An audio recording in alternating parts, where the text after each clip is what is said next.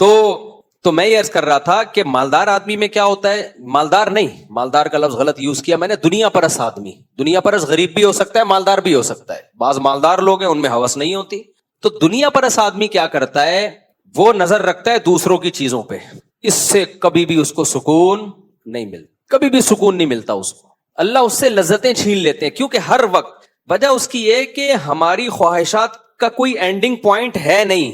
یا تو ایک اینڈنگ پوائنٹ ہوتا نا، یہاں جا کے ہم کہتے ہیں اب بس اب سب کچھ مل گیا، نا خواہشات کہتی ہیں اس سے آگے، اس سے آگے، کیونکہ یوز ٹو ہو جاتا ہے.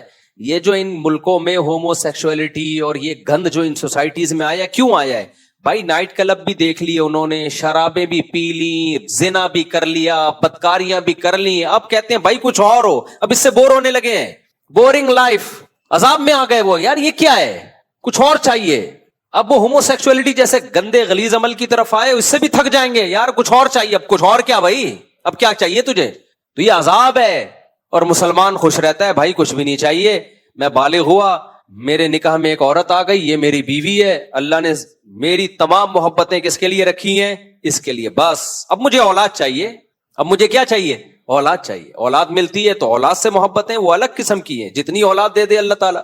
اچھا دنیا پر اس آدمی یہاں بھی ٹینشن میں آتا ہے، 2 ہو گئے تیسرا نہ ہو جائے، یہ خامخواہ کی ٹینشن پالتا ہے وہ کہ یار خرچہ کون اٹھائے گا. تو جو اللہ پہ توکل کرنے والے ہیں وہ کہتے ہیں بھائی یار اولاد اللہ کی نعمت، جب اللہ نے کہہ دیا بھائی میں برس میرے ذمہ، تو ختم، یہ ٹینشن سے بھی ہم کیا ہو گئے؟ آزاد. اللہ کو آپ نے اپنی دل سے، سوسائٹی سے آؤٹ کر دیا نا، آپ سے زیادہ ڈپریشن کا مریض دنیا میں کوئی ہو نہیں سکتا. اور اللہ کو ان کر دیا، حقیقی معنی میں ان، تو بس پھر تو بھائی سب کچھ. بھائی ہم نے اللہ کے حکم کو فالو کرنا ہے، ہم نے یہ دیکھنا ہے اللہ ہم سے خوش ہے یا نہیں ہے. جو اللہ کا کام ہے وہ کس کے ذمہ چھوڑنا ہے؟ وہ اللہ کے ذمہ. تو میں نے بات یہاں سے شروع کی تھی، جو فحش فلمیں دیکھتے ہیں، جو بدنظری کرتے ہیں، وقتی طور پر حرام لذت ان کو مل جاتی ہے، لیکن اللہ ان کے گھر کی خوشیاں ان سے چھین لیتا ہے، وہ لذتیں اللہ ان سے چھین لے. تو کیا فائدہ ہوا بھائی ادھر سے حرام کی، اور وہ حرام بھی چھین لیتا ہے تھوڑے دنوں میں، کیونکہ ٹھڑک بڑھتی جاتی ہے، کم تھوڑی ہوتی ہے. ٹھڑک ایسی چیز ہے کسی کا باپ بھی ختم نہیں کر سکتا. کتنے لوگ آتے ہیں نا نوجوان، ہم نے عادت پڑی تھی فلمیں دیکھنے کی، تو ہم نے کہا ایک دفعہ دیکھ لیں تو شاید سکون مل جائے گا. 1-2 دن کے لیے سکون ملا، پھر دوبارہ. میں نے کہا بڈھا ہو کے مر جائے گا، قبر میں بھی جا کے فرشتوں سے بولے گا ایک دفعہ دکھا دو بس، بھلے پھر چترول لگا دینا. یہ ایسا گند عذاب مسلط ہوا ہے نا نوجوانوں پر آج کل. بھائی اس کا حل یہ کہ عذاب میں ڈالو اپنے آپ کو، ٹینشن میں ڈال دو، بولو نہیں دیکھنی ہم نے، وہ ٹینشن وقتی ہوگی، ٹھیک ہو جائے گی. ہیروئن چی نے ہیروئن کا اپنے آپ کو عادی بنا لیا، اب حل یہ نہیں کہ پیتا رہے، اب یہ کہ ایک دفعہ اپنے آپ کو مصیبت میں ڈال دے کہ نہیں پیوں گا بس. کتنے مہینے تڑپے گا؟ 1 مہینہ 2 مہینہ، اس کے بعد صحیح ہو جائے گا، جیسے نارمل لوگ ہوتے ہیں ویسا ہو جائے گا. پھر حلال میں اس کو اللہ وہ خوشیاں دے دے گا جو اس کو حرام میں بھی نہیں مل رہی تھی. تو ہر گناہ میں مسئلہ یہی ہے. تو اپنے آپ کو باؤنڈ کر لے آدمی کہ جو اللہ نے مجھے نعمتیں دی ہیں میرے لیے کیا ہیں؟ بس بہت ہیں. وہ جو اللہ کی نعمتیں ہیں وہ کیا ہیں؟ بہت ہیں. تو سب سے پہلا انعام اللہ اس کے دل میں کیا پیدا کر دے گا؟ سکون، خوشیاں دے دے گا اس کو. علماء کہتے ہیں کہ جو خوشیوں کے پیچھے بھاگتے ہیں نا ان کو خوشیاں کبھی نہیں ملتی. یعنی دیکھو ہمیں انگریز جو موٹیویشنل اسپیکرز ہوتے ہیں نا، وہ ہمیں ویژن بنا کے دیتے ہیں، یہ کرو یوں کرو، پھر اس سے تمہیں لائف میں کیا ملے گی؟ انجوائمنٹ. اسلام کہتا ہے لائف میں خوشی کے لیے ویژن بناؤ ہی نہیں اپنا، یہ کام چھوڑ دو. کس کے ذمے؟ دل کس کے ہاتھ میں ہے؟ اللہ کے ہاتھ. اپنے آپ کو اللہ کی رضا میں فنا کر دو. اے اللہ تو نے ہمارے ذمے جو کام لگایا ہم نے وہ کرنا ہے، باقی خوش رکھنا یا نہ رکھنا یہ کس کا کام ہے؟ یہ تیرا کام. ہم کیا کرتے ہیں؟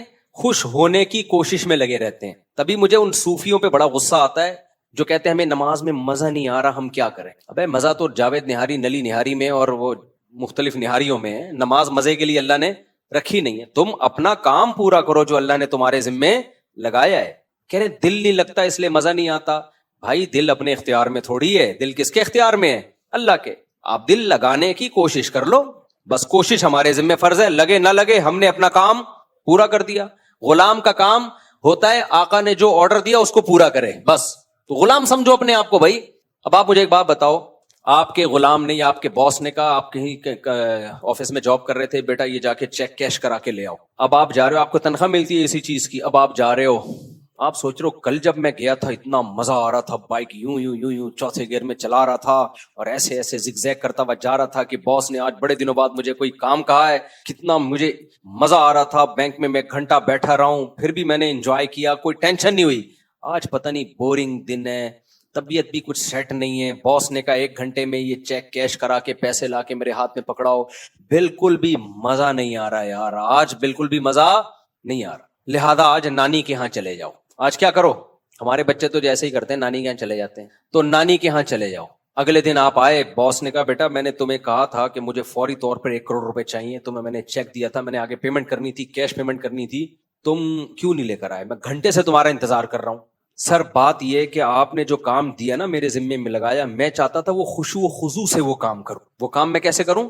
خشوع و عین پورا نکالتے ہیں ایسے لوگ نا، خشوع اور خضوع ضاد، خشوع اور جیسے جو مولوی کرپٹ ہوتا ہے نا، سب مولوی کرپٹ نہیں ہوتے، میجورٹی ٹھیک ہی ہوتی ہے لیکن ایک آدھ کرپٹ بھی ہوتا ہے. تو جب آپ اس کو بولتے ہو نا چندے کا حساب کیوں نہیں دیتے، وہ پھر وہ عین حلق سے نکالتے ہیں. علماء کا اسلام میں احترام ہے، احترام، بڑا گلے سے عین نکال کے پھر وہ علماء کا احترام سکھا رہے ہوتے ہیں. جتنے فراڈی لوگ میں نے دیکھے ہیں نا، یہ عین غین پورا نکالتے ہیں برمبے لینے کے لیے، عین غین پورا نکالتے ہیں. تو غلام کا کام کیا ہوتا ہے؟ تو باس چھوڑ دے گا اس پہ کہ تو خشوع و خضوع سے چیک کیش نہیں ہو رہا تھا، تیرا دل نہیں لگ رہا تھا. باس چماٹ لگائے گا یا نکال دے گا آفس سے، بولے گا بھائی مجھے اس سے کوئی غرض نہیں ہے کہ تیرا دل لگ رہا تھا یا نہیں لگ رہا تھا، کوشش تو یہی ہے کہ کام کیا تو جی جان سے کیا کر، لیکن دل لگنا نہ لگنا یہ تیرا ہیڈیک ہے، یہ میرا ہیڈیک نہیں ہے، مجھے کام چاہیے. ایسے ہی پتہ ہے ہوتا کیا ہے، جب ہمارے ہاں لوگ نئے تھوڑا دین پر آتے ہیں، نماز روزہ شروع کرتے ہیں تو ان فضول چیزوں میں لگ جاتے ہیں. دو حملے ایسے لوگوں پہ لازمی ہوتے ہیں، یہ نوٹ کر لیں. جب آپ نئے دین پہ تھوڑا سا آتے ہو نا، پورا تو آج کل بہت ہی کم لوگ آ رہے ہیں، تھوڑا تھوڑا آنا شروع ہوتے ہیں، چلو یار نماز پڑھ لو، چلو اعتکاف میں بیٹھ جاؤ. تو 2 حملے لازمی شیطان کرتا ہے. ایک حملہ تو یہ کرتا ہے کہ دل نہیں لگ رہا، شروع میں تو بڑا دل لگ رہا تھا 4 دن نمازوں میں، اب دل نہیں لگ رہا یار، اب وہ بات نہیں رہی، اب جب سے دل لگنا شروع ہوگا نا پھر پڑھوں گا. بہت بڑا دھوکہ ہے، دل کی ایسی کی تیسی. بھائی دل لگے نہ لگے، آپ نے فجر کی نماز پڑھنی ہے 2 سنتیں، اس کے بعد 2 فرض، ظہر کے 4 سنت، 4 فرض 2 سنت، عصر کے 4 فرض، مغرب کی 3 فرض 2 سنت، عشاء کے 4 فرض 2 سنت اور 3 وتر. یہ تو لازمی آپ نے ہر صورت میں پڑھنے اور جماعت سے پڑھنے ہیں. یہ تو کرنے ہیں بھائی، دل لگے یا نہ لگے. اور اللہ اگر تہجد کی توفیق دے، سبحان اللہ، اس میں بھی دل لگے نہ لگے پڑھنا ہے. ابن سیرین رحمہ اللہ تعالی بہت بڑے بزرگ گزرے ہیں، وہ کہتے تھے میں نے 20 سال تہجد پڑھی ہے نہ چاہتے ہوئے، دل نہیں لگتا تھا. 20 سال کے بعد اللہ نے مجھے تہجد کی لذت عطا فرمائی ہے. 20 سال کے بعد میرا دل لگنا شروع ہوا ہے. 20 سال تک دل نہیں لگتا تھا، پڑھتا تھا، اللہ خوش ہوتا ہے تہجد پڑھنے سے. بھائی دل لگے یا نہ لگے ہم پڑھیں گے. اور تہجد نہیں پڑھ رہے تو فرض نماز تو بہرحال ضروری ہے، وہ تو ہم نے اللہ کے حکم کا پورا کرنا ہے. تو ایک حملہ شیطان کا یہ ہوتا ہے. شیطان کیا کہتا ہے؟ اب تمہارا وہ خشوع و خضوع رہا نہیں ہے، کیا فائدہ ایسی عبادت کا؟ بھائی عادت ڈل جانا نا نیکی کی، یہ اس نیکی سے اچھا ہے کہ جو خشوع و خضوع سے ہو رہی ہے لیکن اس کی عادت نہیں پڑی، اس سے اچھا ہے. یہ تصوف میں اس کی بڑی اہمیت ہے کہ نیکی کی عادت پڑ گئی ہے نا، بے شک دل نہیں لگ رہا، یہ آدمی اللہ کی نظر میں زیادہ قیمتی ہے اس نیک آدمی سے جس کا دل تو لگ رہا ہے نیکی کا، لیکن اب اس نیکی کی عادت اس کو پڑی نہیں ہے، اس لیے کہ کبھی بھی چھوڑ دے گا. وہ کیا فائدہ؟ تہجد میں آپ کو مزہ آ رہا ہے لیکن عادت نہیں پڑی. اس سے بہتر وہ آدمی ہے جس کو مزہ نہیں آ رہا لیکن عادت پڑ گئی ہے. حضرت مولانا شرف علی تھانوی رحمہ اللہ سے کسی نے کہا کہ مجھے نماز کی عادت پڑ گئی ہے، وہ مزہ نہیں آتا جیسے پہلے آتا تھا لیکن عادت پڑ گئی ہے، اب تو میں عادتاً پڑھ رہا ہوں نماز، ایک روٹین بن گئی ہے. تو پتہ نہیں یعنی مجھے ثواب بھی مل رہا ہے اس کا، ایک تو روٹین ہو جاتی ہے نا، عادت پڑ جاتی ہے. یعنی وہ بیچارہ پریشان تھا کہ مجھے تو عادت پڑ گئی ہے نماز پڑھنے کی، تو وہ بات تو رہی نہیں. تو مولانا شرف علی تھانوی نے جواب لکھا کہ اگر نیکی کی عادت پڑ جائے تو کیا ٹینشن ہے اس میں بھائی، نماز پڑھنے کی عادت پڑی ہے نا، چرس پینے کی تھوڑی بڑی عادت. تو اہم کام کیا ہے؟ نیکی کی عادت ڈال دینا. تو وہ کنٹینیوسلی کرنے سے عادت پڑتی ہے، دل لگے یا نہ لگے. عادت پڑ جانا زیادہ ضروری ہے، زیادہ مفید ہے. سخاوت کی عادت پڑ گئی، سچ بولنے کی عادت پڑ گئی، جھوٹ سے بچنے کی عادت پڑ گئی، ماں باپ کی خدمت کی عادت پڑ گئی. اب بچوں کو ماں باپ کی خدمت کا جوش، بعض لوگ ہیں جوشیلے، ایک دن ایسا لگ رہا ہے ابا کہہ رہا ہے شاید میرا بچہ ہی نہیں ہے، یہ اتنا نیک، میں نے جنا ہی نہیں شاید اس کو. 4 دن کا جوش تھا، اس کے بعد ختم. ابا نے 2 لگا دی کسی بات پہ غصے میں تو شارٹ مارکیٹ سے. اس سے بہتر وہ اولاد ہے جس کو ابا کی خدمت کی عادت پڑ جائے, ماں کی خدمت کی عادت پڑ جائے. دیکھو جن سوسائٹیوں میں بیویوں کو شوہروں کی خدمت کی عادت ہوتی ہے, ان کا دل لگے نہ لگے وہ خدمت کر رہی ہوتی ہیں, وہ کلچر ہوتا ہے. لیکن جن سوسائٹیوں میں بیویوں کو شوہروں کی خدمت کی عادت نہیں ہے نا, 4 دن کا جوش ان کو بھی ہوتا ہے, آج پیسے نکلوانے ہیں پتلون سے تو خدمت کر لو, یہ بھی بنا کے کھلا دیا. اس کے بعد پھر جو پڑی رہتی ہیں ایک مہینہ, ماشاءاللہ پولیس آ کے اٹھاتی ہے کہ اب کچھ ناشتہ بنا دو, بیچارے نے کہاں جانا ہے, آفس جانا ہے. صفائی کی عادت گھروں میں بعض خواتین کو ہوتی ہے, بعض کو نہیں ہوتی. جن کو نہیں ہوتی کبھی کبھار وہ گھر صاف کر لیتی ہیں. جس دن ان کا رشتہ لینے کے لیے آپ گئے تھے, اتفاق سے گھر انہوں نے چمکایا ہوا تھا. جس دن آپ کی شادی ہوئی 1 ہفتہ انہوں نے گھر صاف رکھا. آدمی کہتا ہے یار کیا سلیقے والی عورت ملی ہے. اگر اس کو صفائی کی عادت نہیں ہے, کسی کا باپ بھی اس سے گھر صاف رکھوا نہیں سکتا. کروا تو سکتا ہے, کر لے گی 1 آدھ دفعہ, رکھ نہیں سکتی. وہ رکھے گی وہی جس کو ماں باپ کے گھر سے عادت بولو پڑی ہوئی ہے. تو اس لیے عادت ہی ہے سب کچھ میرے بھائی. سب کچھ کیا ہے؟ عادت. یوز ٹو ہو جائے آدمی وہ کام کرتے کرتے. جو بہادر ہوتے ہیں ان کو لڑنے کی عادت ہو جاتی ہے. پتا ہے آپ کو, میں نے بتایا آپ کو, پہلے سے نہیں پتا تھا. ہم اصل میں سوئمنگ کرتے تھے نا, تو ہمارے ایک دوست تھا, مجھے شروع بالکل بچہ تھا میں, تو وہ کیا کر رہا تھا, اس نے مجھے تھوڑا سا سکھائی, یوں ٹانگے مارو. 2 دوست تھے. اب میں یوں کر رہا ہوں تو وہ کہہ رہے میں نے بتایا ان کو, میں نے سکھایا ہے. وہ بچوں کی عادت ہوتی ہے, وہ کہہ رہے میں نے سکھایا ہے. تو مجھے وہاں سے وہ لفظ نا یاد ہو گیا کہ جب بھی کوئی ایسی بات کرنا کہ میں نے بتایا تھا آپ کو. تو کیا کہہ رہا تھا میں, کیا بتایا تھا, میں تو بھول ہی گیا میں نے بتایا کیا تھا. ہاں, لڑنے کی عادت. اس پہ عرب شاعر کا ایک شعر ہے, نبی صلی اللہ علیہ وسلم کے دور سے پہلے کا ایک شاعر گزرا ہے, اس کا ایک شعر ہے. اب شعر تو مجھے اس وقت یاد نہیں آ رہا, اس کا مفہوم یاد رہ گیا. وہ کہتا ہے مجھے لڑنے کی ایسی عادت پڑی ہوئی ہے, بہادری بتا رہا ہے, کہ اگر میں مظلوم کی مدد کے لیے ظالم سے لڑتا ہوں, اس میں یوز ٹو ہو چکا ہوں, مجھے عادت پڑ گئی ہے, کوئی ظالم ملے میں لڑوں. کہہ رہے لیکن لڑنے کی عادت سے اتنا مجبور ہوں کہ اگر ظالم نہیں ملتا نا لڑنے کے لیے تو مظلوم سے لڑائی شروع کر دیتا کہ یار فی الحال ٹینشن میں جا رہا ہوں, کو پھڈا نہیں ہوا بہت دنوں سے, تو پھڈا تو کرنا ہے نا. اب ظالم نہیں مل رہا تو میں ظالم بن کے مظلوم کی کٹ لگا دیتا ہوں, اور میں اس سے کہتا ہوں یعنی مجھے ظالم دکھا دے ورنہ میں تجھے کوٹ کے تیری کٹ لگاؤں گا میں. تو لڑنے کی بھی عادت پڑ جاتی ہے بعض لوگوں کو, سخاوت کی بھی عادت پڑ جاتی ہے, چرس کی عادت پڑتی ہے, برائیوں جھوٹ کی عادت پڑتی ہے, سچ کی عادت پڑتی ہے, شادیوں کی بھی عادت بعض لوگوں کو اللہ معاف فرمائے پڑ جاتی ہے. اللہ تعالیٰ مغفرت فرمائے, کیا کہہ سکتے ہیں, میں اپنی بات تھوڑی کر رہا ہوں, ایک جنرلی بات کر رہا ہوں. تو پنگے لینے کی عادت ہوتی ہے بعض لوگوں کو, دیکھا ہوگا آپ لوگوں نے خاندان میں ہمیشہ کوئی ایسی ٹینشن ہوتی ہے, ایک ٹینشن جس کو پنگے لینے کی عادت ہو, خود بھی ٹینشن میں دوسروں کو بھی ٹینشن میں. تو کرتے کرتے رہنے سے کیا ہو جاتا ہے, عادت پڑ جاتی ہے. تو اب کیا ہے, تو دیکھنا چاہیے بھائی اچھے کام کی عادت ڈالو, پھر بے شک دل لگے یا نہ لگے یوز ٹو ہو جاؤ, پھر کرتا رہے گا اچھے کام. سخاوت کی عادت پڑ گئی, کرتا رہے گا سخاوت, دیتا رہے گا کہیں نہ, اس کو بے چینی ہوتی ہے. اس کو نہانے کی عادت پڑ جاتی ہے بعض دفعہ, جس دن نہیں نہائے ان کو ٹینشن ہوتی ہے. بعض لوگوں کو گندگی کی عادت پڑ جاتی ہے, ان کو آپ نے نہلا دیا مر جائیں گے, وہ مرنے کے بعد بھی کہیں گے ہمیں مت نہلاؤ, ہم دوبارہ مریں گے ورنہ. تو ایسا بھی ہوتا ہے. تو اس لیے جو علماء ہے نا, جو تصوف میں اس کو بہت فوکس کیا جاتا ہے. تصوف کا مطلب کیا ہوتا ہے, آج کل لوگوں نے تصوف کو بھی بدنام کیا ہوا ہے. بھائی وہ تصوف جو شریعت سے ثابت ہو, اس تصوف کے ہم قائل ہیں. ہاں جو آج کل صوفیوں نے نئی نئی چیزیں, یہ کچھ یہ جائز نہیں ہے تو بدعتیں ہیں. تو تصوف کی اصل کیا ہے کہ بھائی اللہ کی محبت دل میں پیدا کی جائے, نیکیوں کی طرف لائے جائے. تو صوفیاء کرام کے ہاں اس کی بہت ویلیو ہے, وہ ہمیشہ مرید کو عادت ڈلواتے ہیں, عادت ڈالو اس کی. ہمارے حضرت نے کسی کو معمولات دیے, تہجد پڑھو, صبح شام یہ تسبیحات پڑھو. اس نے 1 مہینے بعد خط لکھا کہ حضرت میری وہ کیفیات ہی نہیں بن رہی ذکر میں, اور قبض ہی قبض رہتا ہے, بست ہوتا ہی نہیں ہے. یہ تصوف کی گاڑی اصطلاحات ہے نا, قبض ہی قبض ہے, بست انشراح تھوڑی دیر کے لیے ہوتا ہے, پھر ایک دم قبض کی کیفیت میں چلا جاتا ہوں. اس کا خیال تھا حضرت بہت خوش ہوں گے, یار تجھے تو ساری اصطلاحات معلوم ہے, لگ رہا ہے تو خود شیخ و مرشد تو تجھے ہونا چاہیے, میں تو یہاں بلا وجہ کرسی پہ بیٹھا ہوا ہوں. حضرت نے اس کو ڈانٹ لگائی, فرمایا جو معمولات بتائے تھے اس کا تو دھیلے کا نہیں بتایا کہ معمولات پورے کیے کہ نہیں کیے, قبض اور بست میں کیا کر دیا ہے, لگ گیا بیٹھا ہوا. پھر انہوں نے فرمایا تصوف کی اصطلاحات میں پڑھنے کی جو بیماری ہے نا, اس کی اصلاح زیادہ ضروری ہے. جو کام دیا تو وہ کیا نہیں ہے, اور اصطلاحات میں اپنے آپ کو پھنسایا ہوا ہے. تو اس لیے عادت ڈالنا کیا ہے, سب سے پہلے گناہ کی عادت بھی چھوٹے. اچھا بعض دفعہ کیا ہوتا ہے, ایک نوجوان کو میں نے کوئی نسخہ بتایا کہ یار یہ سزا اپنے آپ کو دو, اس سے گناہ کی عادت چھوٹے گی. وہ اللہ کی قدرت کے وہ کامیاب ہو گیا نسخہ. اب وہ گناہ کی عادت اس کی نہ ہونے کے برابر ہو گئی, کیونکہ اس کو سزا ہوتے ہوتے نا گناہ سے بچنے کی عادت پڑ گئی. تو کہنے لگا کہ میں نے تو اپنے اوپر یہ سزا نافذ کی ہوئی, اب میں کبھی سوچتا ہوں یہ اللہ کے خوف سے تو میں چھوڑ نہیں رہا, یہ تو میں اس لیے چھوڑ رہا ہوں کہ یہ سزا ملے گی مجھے. میں نے کہا خدا کے بندے اللہ کا شکر ادا کر, کسی بھی طرح سے گناہ کرنے کی عادت چھوٹ گئی, بھلے لالچ سے چھوٹ جائے, پیسوں سے چھوٹ جائے, سمجھ رہے ہو, اس کو فوکس نہیں کرو کہ اللہ کے خوف سے چھوٹ رہی ہے, اللہ کی محبت سے چھوٹ رہی ہے, چھوٹے کسی طریقے سے, اپنے آپ کو ایسا بند کر لو گناہ کا موقع ہی نہ ملے. جب موقع ہی نہیں ملے گا تو کہاں سے کرے گا؟ لیکن پھر شیطان دل میں وسوسہ ڈالے گا, بے تو اس لیے گناہ سے بچ رہا ہے کہ تو تبلیغ میں 4 مہینے نکلا ہوا, یہاں گناہ کر کون سکتا ہے؟ اب وہاں تھوڑی کوئی چیزیں لے کے جاتے ہیں لوگ گناہ کرنے کے آلات.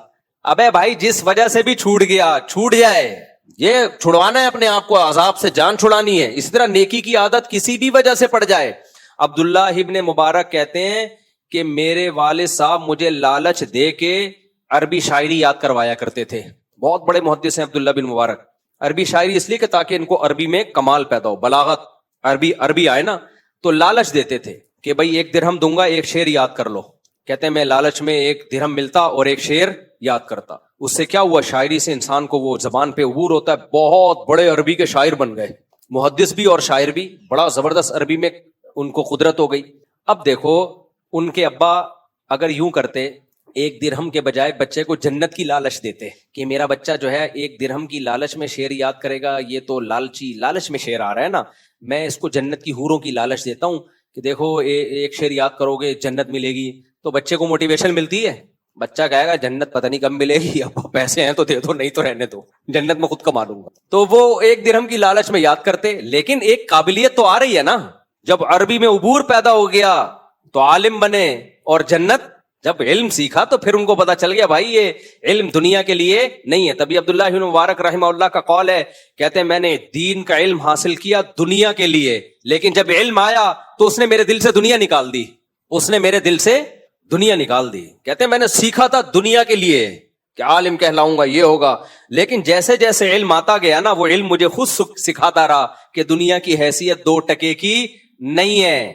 تو بعض دفعہ بھائی کوئی اچھا کام کسی بھی طرح سے لے دے کے کر لو, جب وہ کام کی عادت پڑے گی تو خود ہی پتہ چل جائے گا صحیح کیا ہے اور غلط کیا ہے. تبھی بڑوں کی ہمیشہ عادت رہی ہے بچوں کو پیسے دے دے کے نیکیاں کروانے کی, اچھا کام کروانے کی عادت ڈالو, بھلے پیسے دے کے کروا لو, عادت لالچ دے کے کروا لو, عادت پڑ جائے گی, خود صحیح ہو جائے گا وہ.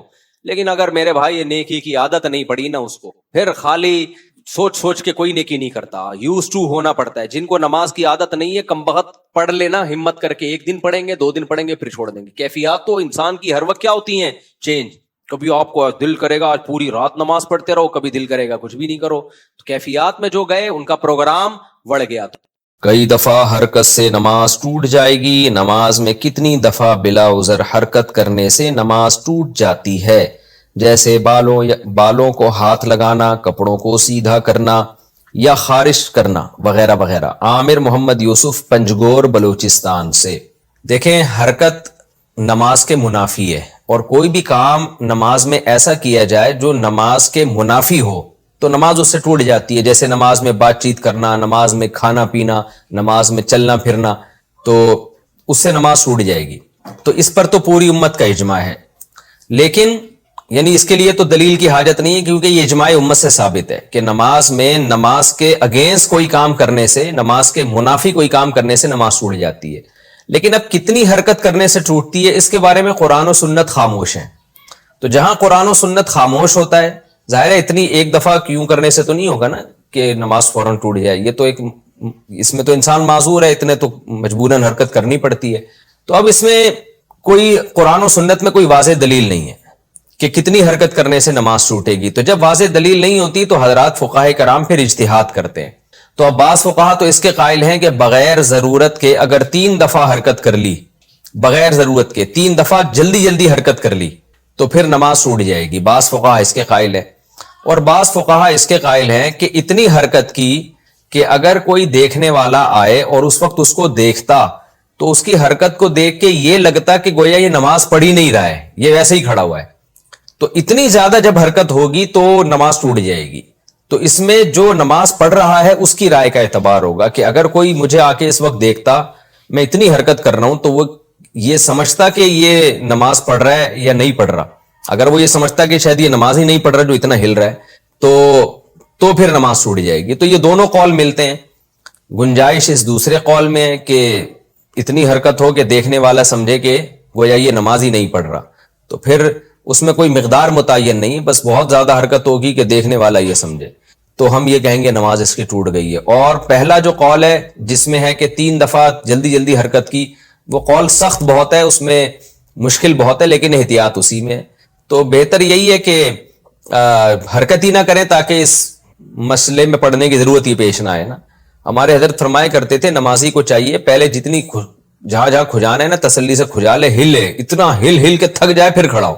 بہت سے لوگوں کو دیکھا ہے نماز سے پہلے سکون سے بیٹھے ہوتے ہیں, جیسے ہی نیت باندھیں گے ایک دم ہلنا شروع ہو جاتے ہیں, پتہ نہیں ان کو کیا ہو جاتا ہے, ایک دم حرکت کرنا شروع ہو جائے گی. تو تمیز سے نماز پڑھنی چاہیے انسان کو. تو ایسا کام نہیں کرنا چاہیے جو نماز کے منافی. ہاں کوئی بہت ضرورت ہے تو پھر جلدی سے حرکت کر کے وہ ختم کر دے اس کو جو خارش ہو رہی ہے, تاکہ نماز میں اس کا دھیان نہ بٹے. بعض دفعہ خارش ہو رہی ہوتی ہے سر میں یا کہیں چہرے پہ, اس طرح سے اس کو کوئی الجھن ہو رہی ہوتی ہے, اگر وہ نہیں کھجائے گا تو نماز سے دھیان ہٹتا ہے, تو اس میں تو ٹھیک ہے جلدی سے حرکت کر لی. یا کوئی نمازی کے آگے سے گزرنے کی کوشش کر رہا ہے اس کو ہٹا لینا چاہیے. تو اس طرح کی حرکت جہاں ضروری ہو وہاں تو بالکل جائز ہے, لیکن جہاں ضروری نہیں ہے تو ایک دفعہ بھی حرکت نہ کرے.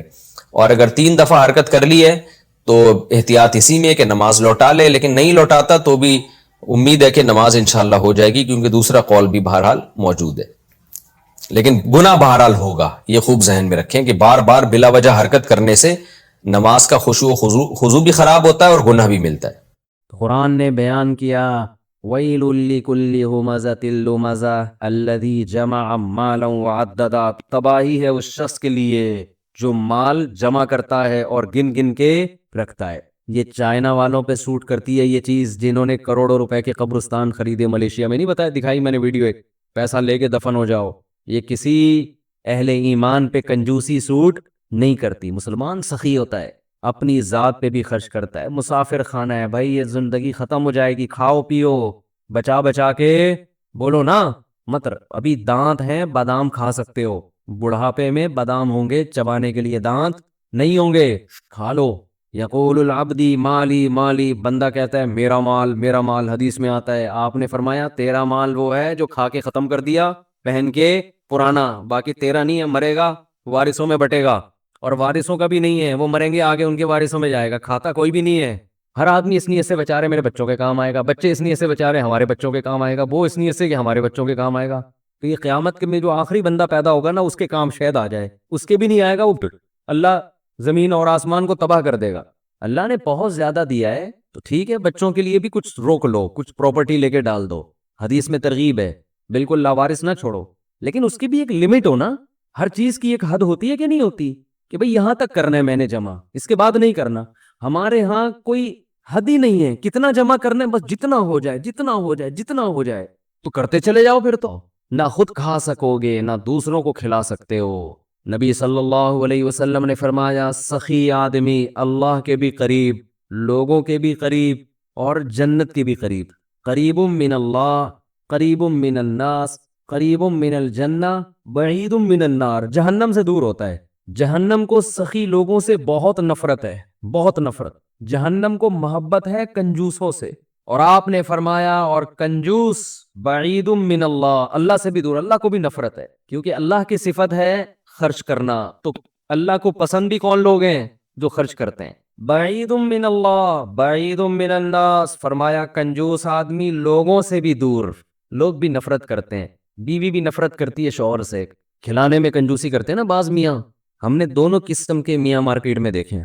بعض میاں گھر آئیں گے, لا رہے ہیں جی بچوں کے لیے فروٹ لا رہے ہیں, اللہ نے اگر وسائل دیے نہیں دیے تو اپنے اوپر قرضے نہ چڑھاؤ, کھلا رہے ہیں. اور بعض میاں کیا کرتے ہیں, الٹا بیگم سے مانگ رہے ہوتے ہیں. تو میں نے ایک بیان کیا نا موسیٰ علیہ السلام پر, کہ موسیٰ علیہ السلام صحت مند بھی تھے, امانت دار بھی تھے, تو ان کے والد نے کہا کہ اگرچہ ابھی کماتے نہیں ہیں لیکن کمانے کی طاقت ہے, تو بیٹی ان کے حوالے کر دی, داماد بنا لیا ان. کسی نے نیچے لکھا مفتی کمنٹس میں نا, میرے بیان کے نیچے کمنٹس میں, کہ آج الٹا ہو رہا ہے, لڑکا دیکھ رہا ہے کہ لڑکی کماتی ہے کہ نہیں کماتی. کتنی بے غیرتی کی بات ہے. ہم تو اس پہ لوگوں کو ترغیب دے رہے ہیں کہ لڑکا اگر نہیں بھی کما رہا, طاقت ہے کمانے کی, تو شادی کر دو. اس سے اوپر کا درجہ یہ ہے کہ چلو عملاً کما رہا ہو وہ, لیکن آپ تو بالکل ہی الٹے ہو گئے نا. بالکل ہی کیا ہو گئے, بالکل ہی بے غیرتی کی انتہا ماشاءاللہ. لیکن یاد رکھو بے غیرتی ایک ایسی چیز ہے جس پہ ایک دفعہ کمپرومائز کر لو نا تو زندگی بڑی اچھی گزرتی ہے. یہ میں آپ کو بتا دوں, اگر آدمی ایک دفعہ یہ تہیہ کر لے کہ میں نے بے غیرت بن کے زندگی گزاری ہے، پھر ٹینشن نہیں ہے. ایک دفعہ یوں کر کے جھٹک دو، یوں کر کے نا ایک دفعہ. وہ میں اکثر ایک چٹکلا سناتا ہوں نا. ایک آدمی کے لیے رشتہ آیا تو لڑکی کے ابا نے کہا کہ ہم اپنی بیٹی تمہیں اس شرط پہ دیں گے کہ تمہیں گھر داماد بننا پڑے گا. اس کو ایک دم غیرت آ گئی، ایک دم ضمیر جا گیا، گھر داماد تمہارے ٹکڑوں پہ پلوں گا میں. لیکن دل میں خیال آ رہا ہے مزے کتنے ہیں یار، کوئی خرچہ ہی نہیں، کوئی ٹینشن نہیں ہے، مزے کتنے ہیں، فری میں گھر بھی مل جائے گا. اب ضمیر ملامت کر رہا ہے کہ بے غیرتی ہے، تو ضمیر کی آواز کبھی زبان پہ آ رہی کہ یہ بے غیرتی، لیکن ادھر عقل کیا کہہ رہی ہے، مزے کتنے ہیں. تو شروع میں تو بڑا جوش میں آیا، یہ بے غیرتی قبول ہے. شروع میں کہتے یہ بے غیرتی گھر داماد تمہارے ٹکڑوں پہ قبول. ایک دم جھٹک دیا نا کہ نکالو یہ غیرت بیرت کے خیال. تو اس لیے میں کہتا ہوں ایک دفعہ یہ غیرت اور یہ سب اس طرح کی جو چیزیں ہیں نا جو آدمی کو جھنجھوڑتی رہتی ہیں، یہ جھٹک کے نکال دو، طبیعت سے بے غیرت بن جاؤ. پھر بیگم سے بولو کما کے لا بھائی، میں پڑا ہوں یہاں سگریٹ پی رہا ہوں، اپنے پیسے چھپا چھپا کے لاکروں میں رکھو، نہ کھلاؤ. کماتے 10 لاکھ ہو، بیگم کو بتاؤ 50,000 کماتا ہوں، دوستوں کو تو بتاؤ ہی نہیں، اور پھٹے پھٹے کپڑے پہن کے پرانی سی پھٹی ہوئی موٹر سائیکل پہ گھوما کرو تاکہ ڈاکو نہ چھین لیں. لوگ اب یہ بھی کر رہے ہیں ڈاکو نہ چھین لیں، تو ڈاکو چھینے گا تو یہی بن جائے گا نا کہ پھٹی ہوئی موٹر سائیکل پہ گھومے گا، تو ڈاکو کے چھیننے کی ضرورت ہی نہیں ہے. یہی میرا خیال ہے. ابے تو اچھی بائک پہ جائے گا، ڈاکو چھینیں گے تو پرانی پھٹپٹی پہ آ جائے گا، تو وہ تو چھینے بغیر ہی تو پھٹپٹی پہ گھوم رہا ہے. تو جو کام ڈاکوؤں کے چھیننے کے بعد ہوتا تو چھیننے سے پہلے ہی اسی لائف اسٹائل پہ آ گیا. تو ڈاکوؤں سے بچنے کا ایسا طریقہ استعمال کرنا کہ آپ غریبوں والی زندگی گزارنا شروع کر دو، تو فائدہ کیا ہے پھر. ڈاکو سے بچنے کے اور 10 طریقے ہیں، کوئی ٹائمر لگوا دیں، اس میں کچھ چور لاک لگوا دیں، گارڈ رکھ لیں، کچھ بھی کر لیں. خیر غیرت کو میں ایسے ہی بتاؤں ایک دفعہ یہ تجربہ کریں، ایسے بیٹھ کے نا یوں کر کے جھڑکیں، بڑی زبردست زندگی ہو جائے گی. لیکن اگر غیرت نہیں نکال سکتے جھٹک کے، تو پھر پوری غیرت والی لائف گزارنی پڑے گی. پھر یہ درمیان کی حالت میں مزہ نہیں ہے، یا تو اچھے بن جاؤ یا برے بن جاؤ. بیچ کا آدمی کی نہ لوگ تعریف کرتے ہیں نہ اسے برا کہتے ہیں، وہ کسی کام کا نہیں ہوتا. ایسی زندگی ہو اچھا بنے تو قریب من الناس، حدیث میں آتا ہے سخی لوگوں کے قریب ہو جاتا ہے، لوگ محبت کرتے ہیں، چہرے پہ رونق آ جاتی ہے سخی آدمی کے. اور آپ صلی اللہ علیہ وسلم نے فرمایا کنجوس اللہ سے بھی دور اور لوگوں سے بھی دور. لوگ بھی کہتے ہیں لچڑ، لچڑ سمجھتے بڑا ہی لچڑ آدمی. اور لچڑ صرف اس کو نہیں کہتے خرچ نہ کرے، ہر وقت لوگوں کی جیبوں سے چیزیں نکالنے کی کوشش میں لگا رہنا، یہ بھی لچڑ پنا ہے. اور آج کل دور ہے مارکیٹنگ کا، اپنی پروڈکٹ کو مارکیٹنگ کرتے ہیں نا لوگ، تو مارکیٹنگ میں بھی میں نے لچڑ بھی دیکھے ہیں. دیکھو ہر آدمی چاہتا ہے میری پروڈکٹ مارکیٹ میں جائے، لیکن اس کا ایک طریقہ ہوتا ہے، موقع بے موقع اپنی چیزوں کو لا لا کے میری یہ چیز خریدیں، میرے یہ ہر وقت ہر بے موقع. اب میں بعض واقعات ایسے سناؤں تو وہ بندہ سمجھ جائے گا کہ میرے بارے میں بات ہو رہی ہے، اس لیے مجھے پھر وہ بتاتا نہیں. میں بے موقع آپ کی بات کیا چل رہی ہے، آپ اپنے ڈبے لے کے بیٹھ جاؤ، اپنے دودھ کے ڈبے. بات کیا چل رہی ہے، آپ اپنا گھی لے کے بیٹھ جاؤ، ہماری دکان میں یہ گھی. ابے بھائی تم یہاں بات مجھ سے گھی کی کرنے کے لیے آئے ہو؟ کیونکہ 10 لوگ بیٹھے ہوئے ہیں نا، تو میرے ساتھ بیٹھ کے اپنا گھی چورن بیچنا شروع کر دیتے ہیں لوگ. بھائی مجھ سے کوئی ملنے آیا، فار ایگزامپل اس کا گھی ہے بہت اچھا، ایک مثال دے رہا ہوں، ان کو پتا ہے مفتی صاحب کے ساتھ 20 آدمی اور بیٹھے ہوئے ہیں، تو اپنا گھی مجھے تعارف کروانا شروع. وہ مقصد ہوتا ہے بندوں کو گھی پہنانا. یہ غیر اخلاقی حرکت ہے، موقع نہیں ہے. یہ مارکیٹنگ کرنے والے آدمیوں کو دیکھیں نا، ایسے الفاظ رٹ کے آئے ہوئے ہوتے ہیں. مجھے وہ گدھا یاد آتا ہے، ایک آدمی سے گدھا بک نہیں رہا تھا، اس نے دلال کے ذمہ لگا دیا کہ یار تو بیچ دے، تجھے بولنا آتا ہے. تو اس کا گدھا لے کے مارکیٹ میں گیا مالک کے ساتھ، مالک کی نہیں فن نہیں تھا اس میں بیچنے کا. اب اس دلال نے اس گدھے کی تعریفیں شروع کی ہیں کسٹمر بنانے کے لیے. یہ ایسا گدھا، اس پہ قائد اعظم بیٹھ کے گئے تھے، یہ ایسا گدھا، اس کے زمانے کے سارے گدھے مر گئے، یہ زندہ ہے، اور ایسا گدھا، پتہ نہیں اتنی تعریفیں کی. مالک نے کہا، وہ اتنا متاثر ہوا اپنے گدھے سے، ٹھیک ہے، اس نے کہا اتنا قیمتی گدھا میں نہیں بیچتا. وہ خود ہی متاثر ہو گیا جس کا گدھا تھا. یہ بھی لالچ ہے. آپ دکان پہ بیٹھ گئے، آپ کسٹمر آ رہے ہیں جا رہے ہیں، جتنا رزق عزت کے ساتھ آپ کے مقدر میں ہے اللہ آپ کو دے دے گا. دور دور سے آوازیں بڑھ رہا، ہاں باجی، ہاں صوفی صاحب.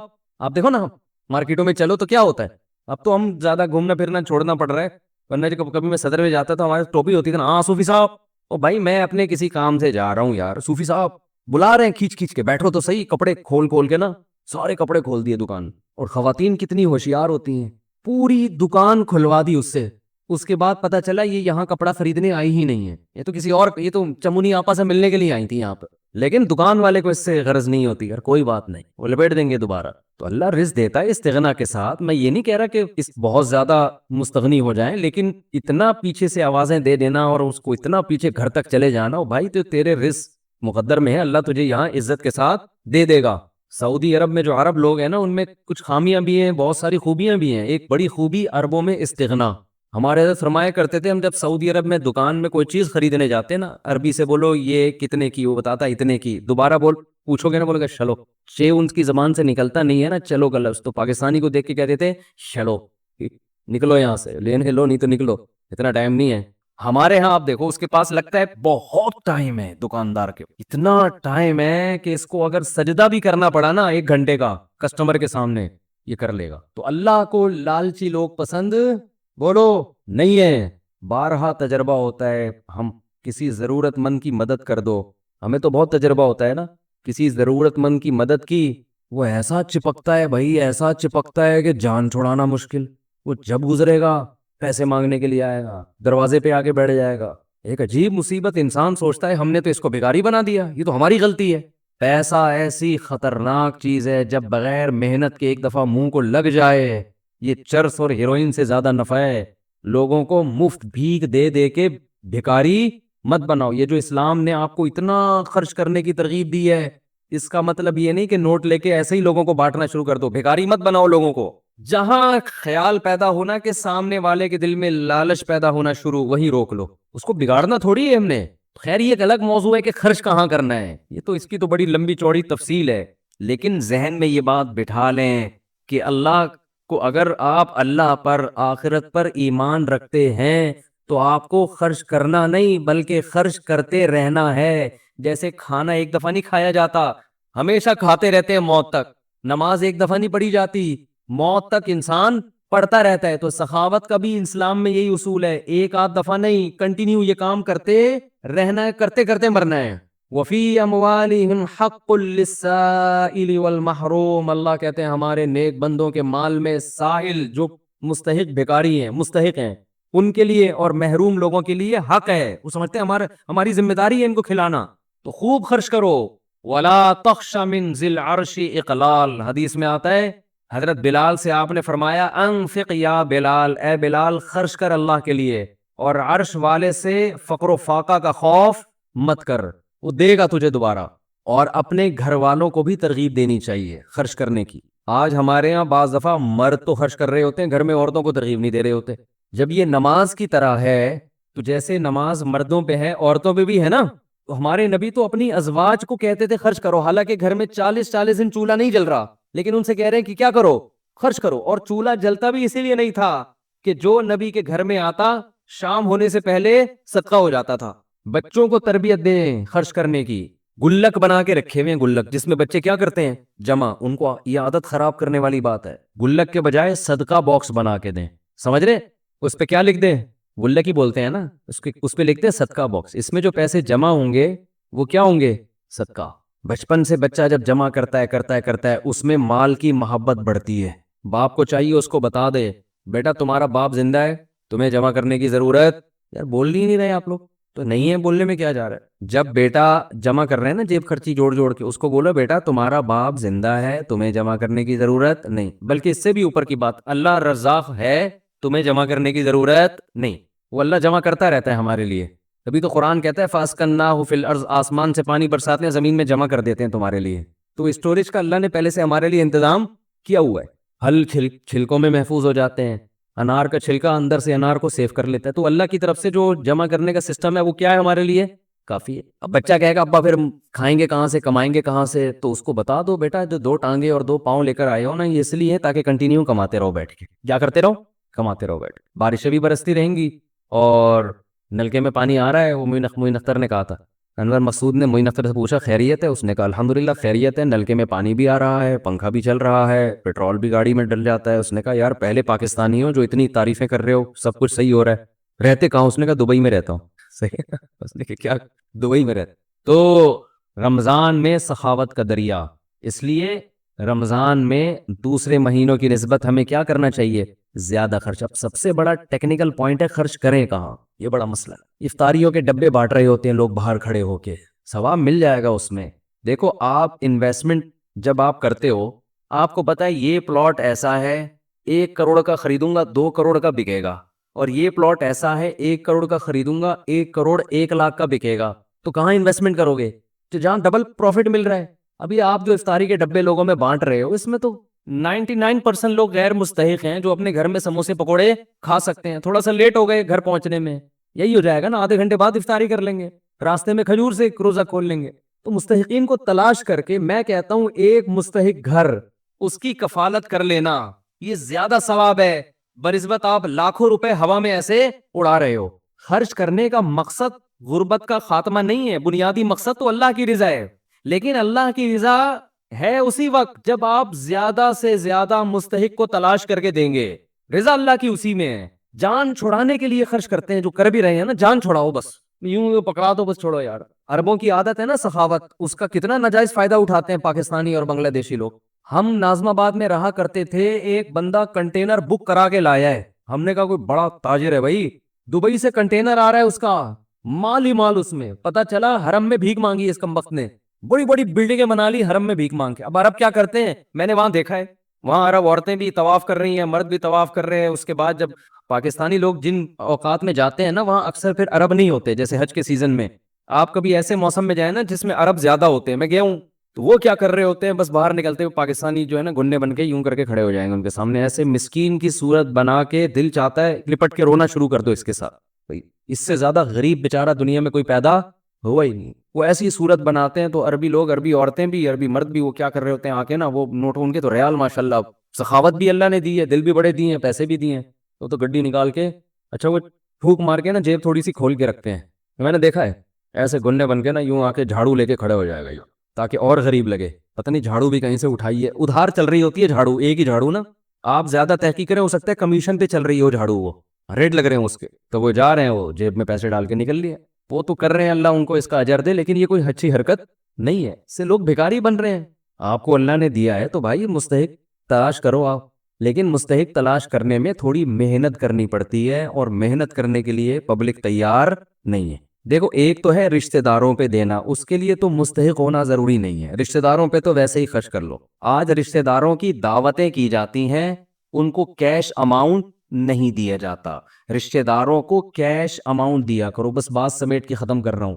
کیا کیا کرو رشتہ داروں کو, بولو نا کیش اماؤنٹ, سمجھتے ہو, لفافے میں نوٹ ڈالو, گوند لگا کے, الفی تو خیر نہیں لگتی اس پہ, گوند لگا کے بند کیا لفافہ, اس پہ لکھ دیا ہدیہ, اور بھائی کو پکڑا دیا جا کے, سب کے سامنے نہیں, چھپڑ میں لے جا کے کیا کر دیا کہ یار تو میرا بھائی ہے, یہ لے. ویسے تو کہتے رہتے تو میرا بھائی ہے, تو میری بہن ہے, تو میرا ماموں ہے, تو میرا چاچو ہے, تو وہ تو کیا ہو گیا اس میں, تو ساری دنیا کو پتا ہے اس کے ڈی این اے کراؤ ماموں نکلے گا آپ کا. یہ ایسے تو ہم اللہ کو بھی کیا کہتے ہیں, وہ میرا اللہ ہے, میں اس کا بندہ ہوں, تو اللہ بھی نہیں مانتا ہی ہے. یہ ایسے ہی ہے جیسے آپ اپنی بیوی کو کہہ رہے ہو تو میری بیوی ہے, میں تیرا شوہر ہوں, کہہ رہے ٹھیک ہے بھائی واپسی پہ ایک درجن انڈے لیتے ہوئے آنا. چپ کر, انڈے نہیں لے کے آؤں گا, چل بھائی آٹا لے کے آ, آٹا نہیں لے کر آؤں گا میں. اچھا مہر کی رقم دے دو, 20 سال ہو گئے شادی کو, نہیں مہر نہیں دوں گا. بچوں کی فیسیں دے دو, وہ بھی نہیں دوں گا. تو میری بیوی ہے, میں تیرا شوہر. وہ کہے کہ لعنت ایسے رشتے پر, کس کام کا میاں ہے تو ہمارا بھی یہی مسئلہ ہے, تو میرا اللہ ہے, میں تیرا بندہ. اللہ کہتا ہے روکڑا نکالو, پیسہ نکالو, اگر میں اللہ ہوں پہ کہہ رہا ہوں پیسہ نکالو, میری خاطر خرچ کرو. آپ کہہ رہے ہیں اللہ تو میرا اللہ, میں تیرا بندہ. آپ کہہ رہے ہیں یہ میرا بھائی ہے, میں اس کا بھائی ہوں. تو اللہ کہہ رہے ہیں اگر یہ تمہارا بھائی ہے تو اس کے لیے تم نے کیا کیا ہے, خونی رشتہ ہے نا, اس میں اور عام آدمی میں فرق ہے. یہ بہن ہے تو خونی رشتہ ہے, تو کیا کیا, یہ میری بہن ہے, میں اس کا بھائی ہوں. یہ کیا, ہم بچپن میں اکٹھے پلے بڑے ہیں, تو وہ تو اکٹھے اس لیے کہ ایک گھر میں پیدا ہو گئے, تو مجبوری تھی. اور یہ تھوڑی کہ پیدا اس گھر میں ہوئے, وہ وہاں رہے گا, وہ اس گھر میں رہے گا. تم نے کیا کیا, تم نے کچھ بھی نہیں کیا. یہ ثابت کرنے کے لیے کہ میں کیا ہوں, بھائی ہوں یا کیا ہوں, میں روکھڑا خرچ کرو.